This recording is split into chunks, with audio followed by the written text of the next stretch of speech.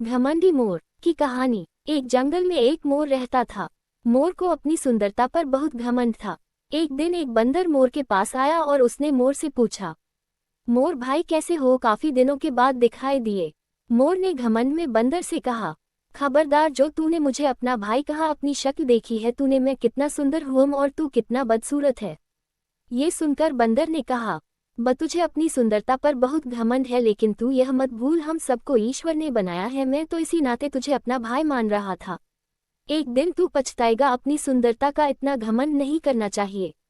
चुप रह, मेरी सुंदरता को नजर मत लगा, चल भाग यहाँ से। बंदर चुपचाप वहाँ से चला जाता है। इसी तरह कुछ दिन बीत जाते हैं। एक दिन जंगल में दो शिकारी आते हैं। उनमें से एक कहता है, पहला शिकारी, देख उस पेड़ पर बंदर बैठा है, चल इसे पकड़ लेते हैं और किसी मदारी को बेच देंगे, अच्छे पैसे मिलेंगे।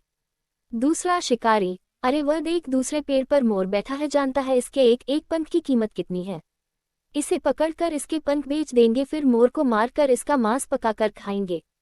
मोर यह बात सुनकर कर रोने लगता है। शिकारी बंदर को छोड़कर मोर की तरफ लपकते हैं, तभी बंदर उन दोनों पर हमला कर देता है। वह पहले शिकारी के कान काट लेता है। वह किसी तरह जान छुड़ाकर वहां से भाग जाता है। उसके बाद वह दूसरे शिकारी के पैर में काट लेता है, वह भी वहां से भाग जाता है। उनके जाने के बाद मोर बंदर के पास आता है। बंदर भाई, मुझे माफ कर दो, मैंने घमंड में आपका अपमान किया। जिस सुंदरता पर मैं घमंड कर रहा था वही आज मेरी मौत का कारण बनने वाली थी।